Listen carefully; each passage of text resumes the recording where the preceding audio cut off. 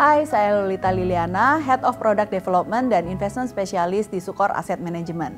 Kali ini kita akan ngomong salah satu dari reksadana pendapatan tetap kita, yaitu Sukor Invest Bond Fund. Kita akan kenalan lebih jauh nih ya tentang produk kita ini. Sukor Invest Bond Fund ini sudah diemisikan sejak Desember 2016, jadi sudah kurang lebih 5 tahun tuh ya, hampir nih. Kemudian untuk kelas asetnya ini adalah produk reksadana pendapatan tetap. Tapi berbeda dengan produk kita yang satunya lagi nih, yang Sukor Investable Fund. Untuk Sukor Invest Bond Fund ini lebih banyak berinvestasi pada obligasi pemerintah. Kita lihat nih ya satu-satu ya. Oke. Sukor Invest Bond Fund itu adalah salah satu reksadana pendapatan tetap kita yang sudah berusia kurang lebih 5 tahun nih. Jadi ini adalah jenis reksadana pendapatan tetap dengan kebijakan investasi sama seperti reksadana pendapatan tetap lainnya, yaitu efek bersifat utang kurang lebih di 80-100% dan sisanya sebesar 0-20% itu di instrumen pasar uang.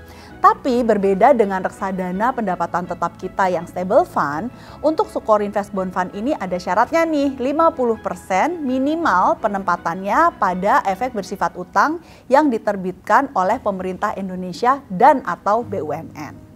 Terus kalau untuk minimum pembeliannya berapa? Minimum pembeliannya sama ya, Rp100.000 dan bisa didapatkan di Apert kita sesuai dengan deskripsi di bawah ini. Nah, Sukor Invest Bond Fund ini cocok buat siapa sih? Cocok buat investor yang memiliki horizon waktu investasi medium term, kurang lebih 2-3 tahun.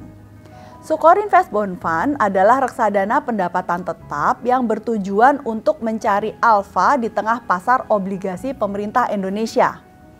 Gimana caranya? Secara aktif kami melakukan pemilihan seri obligasi dengan yield yang menarik dengan menjalankan manajemen durasi atau duration management ahead of the trend berdasarkan view kami akan pasar.